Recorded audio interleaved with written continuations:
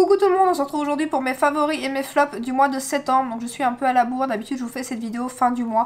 Mais ça va, on est début du mois, j'avais d'autres vidéos à vous poster. Donc voilà, je suis pas trop en retard. J'ai pas mal de palettes ce mois-ci, franchement j'ai testé pas mal de palettes étonnamment. J'en ai beaucoup à vous montrer. La voix c'est pas encore le top du top, mais ça va quand même un tout petit peu mieux, sauf le soir, mais ça va.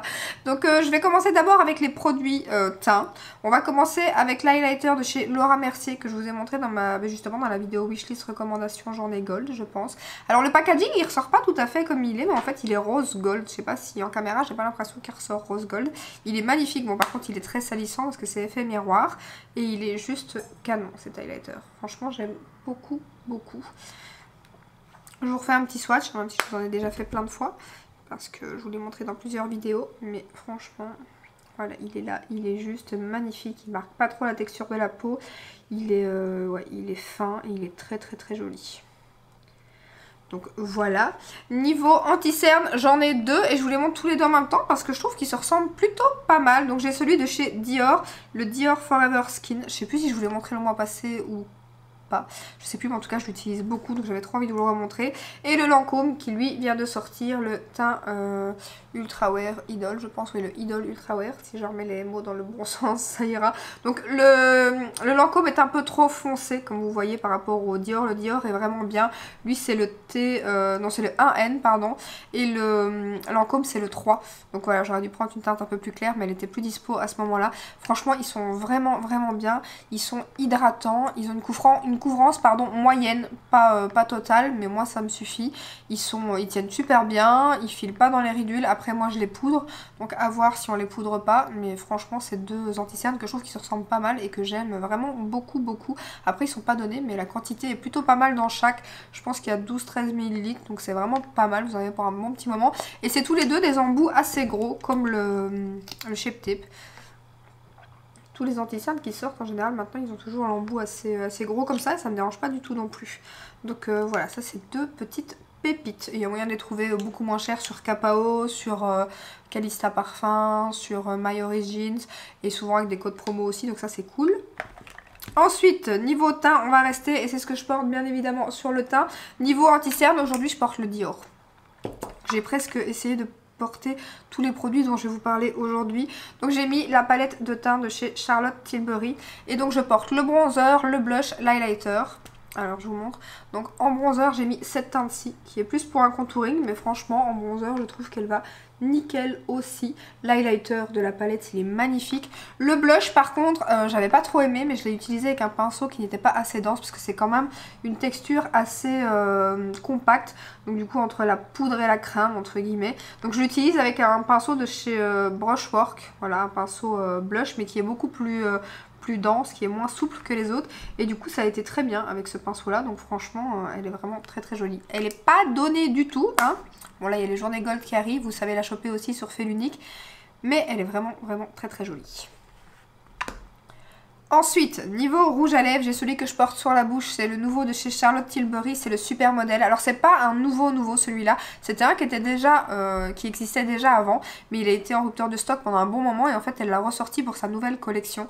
Donc du coup je l'ai chopé parce que ça faisait un moment qui me faisait de l'œil aussi, les packaging habituels, et c'est la teinte donc, que je porte sur les lèvres, donc pas besoin de vous faire un swatch.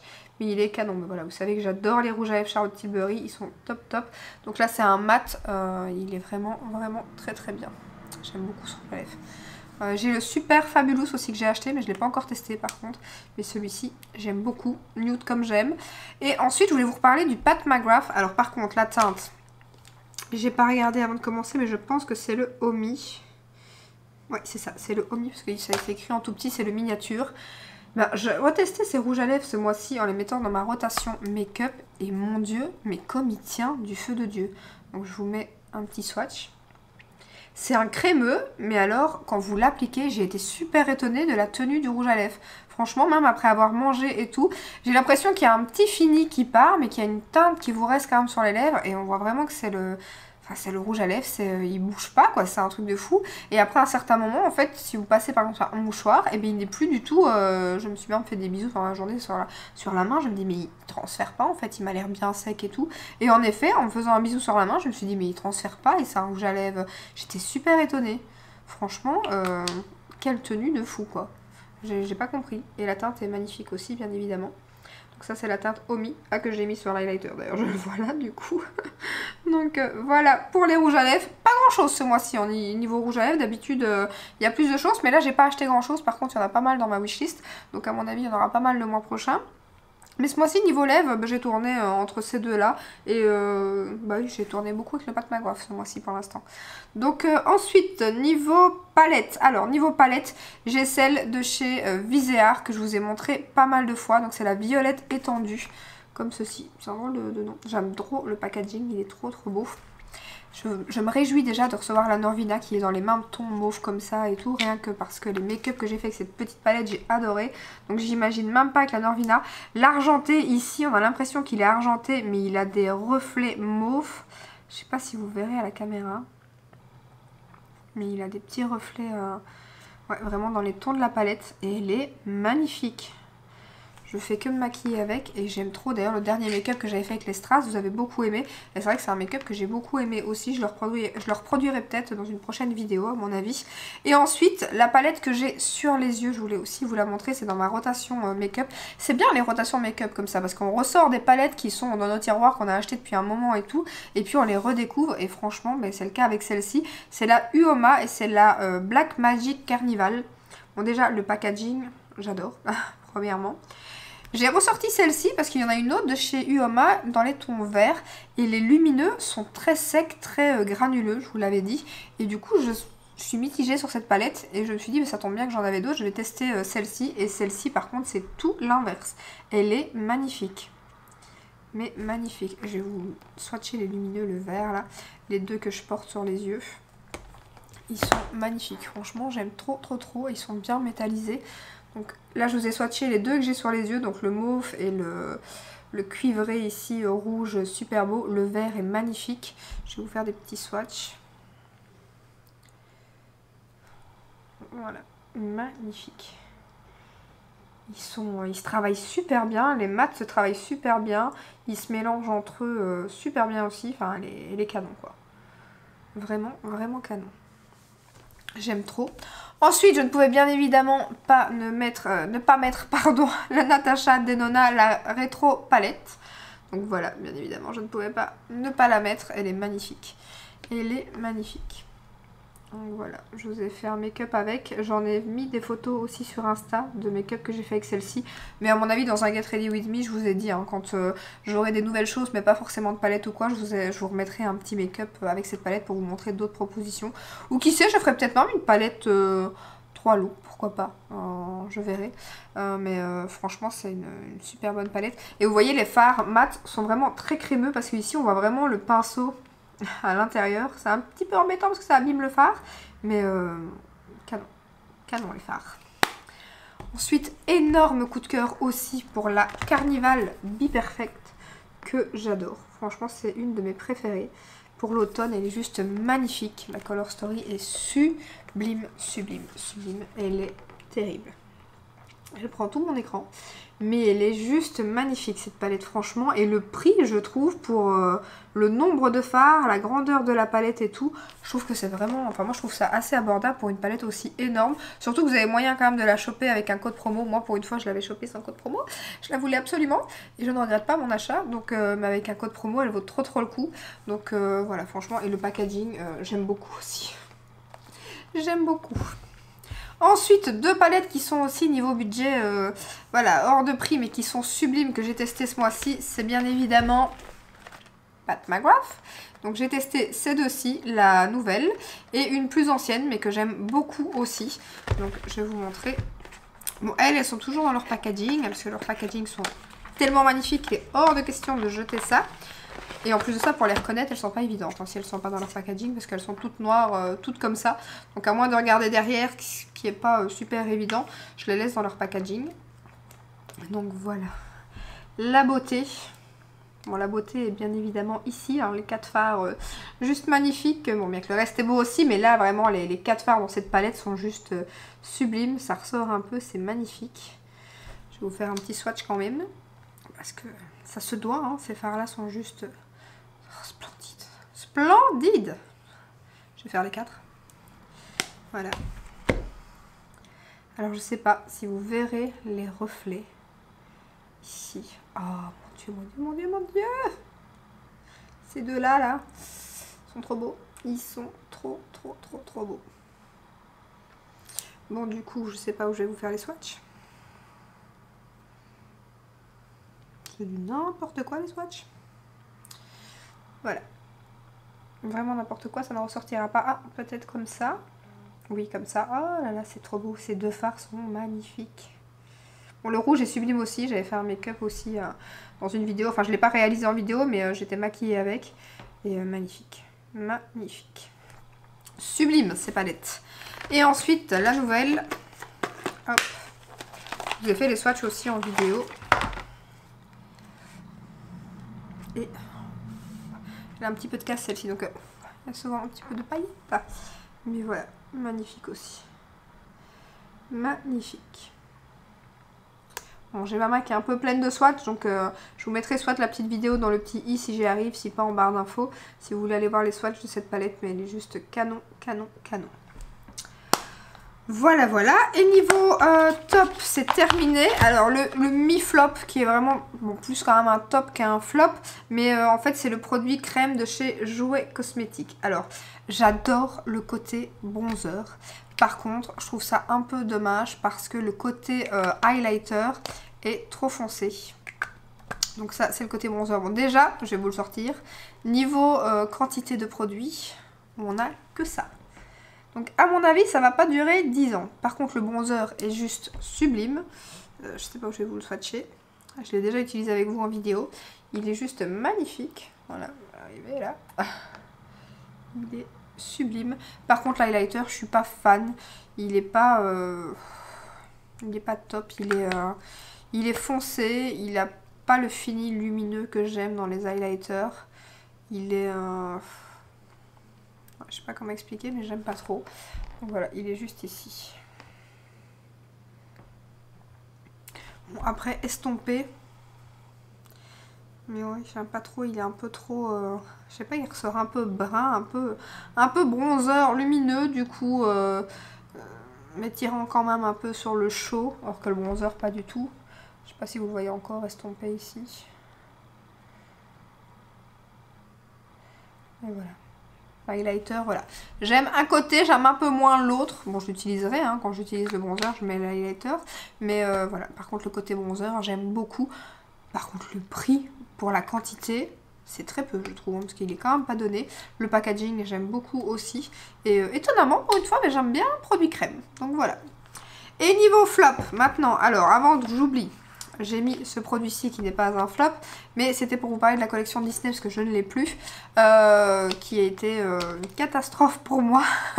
j'ai pas du tout aimé la collection Disney Beauty Bay, donc voilà, je vous mettrai peut-être une petite photo ici, mais c'est vrai que contrairement à toutes les palettes qui sortent, qui sont sublimes, comme la verte qui sont sorties dernièrement, qui était magnifique, et la nouvelle qui sort, ils sortent une 42 phare, les toutes grandes, qui est juste magnifique. Celle-là, par contre, je suis impatiente de la recevoir. Enfin, de la recevoir. Il faudra déjà qu'elle sorte. Quand elle sera sortie, bien évidemment, je pense que je vais craquer.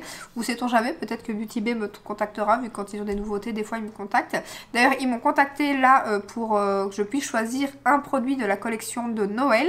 Et j'ai choisi la grande palette parce que franchement, je trouve qu'elle ressemble plutôt pas mal à celle de l'année passée, qui est en rupture de stock vu que c'est des éditions limitées. Donc je me suis dit que ce serait pas mal dans la vidéo justement de comparer les swatchs de celle de l'année passée à celle de cette année, pour voir justement si elles se ressemblent pas, et si du coup si elles se ressemblent, ça fera des heureuses pour celles qui ont loupé celle de l'année passée. Pour celles qui ont celle de l'année passée comme moi, du coup là ça sera un petit peu doublon, mais je trouve que c'est ouais, franchement elles se ressemblent un peu, donc je suis impatiente de la recevoir. On verra ça en vidéo. Ensuite, niveau flop, j'ai ce mascara de chez Nabla. Alors je l'ai mis dans ma rotation make-up, parce que voilà, vous savez, je mets toujours des produits en rotation comme ça, et c'est vraiment, vraiment top pour redécouvrir les produits. C'est celui que je porte aujourd'hui. Alors il est plutôt pas mal au rendu, comme ça, mais bon, déjà la brosse, elle est très bien, c'est une brosse en picot, c'est chouette, mais le souci c'est que je sais pas pourquoi, quand je vais trop trop près de la racine des cils, elle me fait mal, premièrement. Si vous avez un peu de ce mascara dans l'œil, pareil, il pique à mort les yeux. Il faut faire attention, donc si vous pleurez ou un truc comme ça, c'est pas le top. Pareil, il s'effrite, mais alors il s'effrite, je sais pas pourquoi. Dès que vous le touchez ou quoi, des fois j'ai des petites... Enfin là, il y a pas longtemps que je suis maquillée, il y a peut-être 1 heure, mais dès que ça s'effrite en dessous, il... Pas qu'il coule, mais vraiment il sèche et il s'effrite sous mes yeux. Ouais, je suis pas fan. Par contre, la brosse, elle est super bien pour les cils du bas. Elle est tellement petite que ça, c'est vraiment cool pour les cils du bas. Je vais vous la montrer de plus près. Ça, pour ça, ça va. Et pareil, il me fait des... Alors là, ça commence à aller un peu mieux. On voit que je l'utilise plus souvent. Il me fait un peu moins de paquets, mais au tout début, il me faisait pas mal de paquets. Alors, ce que je fais, c'est que quand vous le sortez, vous voyez, il sort pas mal de produits là au bout.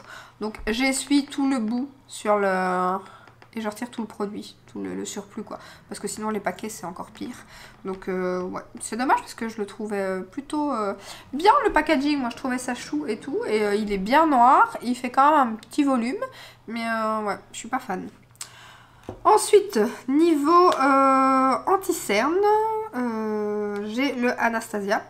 Donc, voilà. Alors, celui-ci... Bon, c'est pas forcément un gros flop, ça dépend en fait de votre contour des yeux.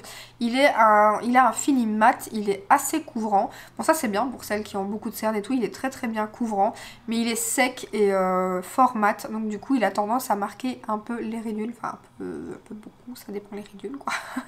Donc voilà, sinon j'aime pas trop mal, c'est juste le fait qu'il...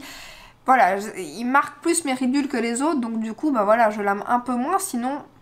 Voilà, ça dépend le contour des yeux, sinon je suis sûre que ça peut... c'est un favori de plein de personnes, j'imagine.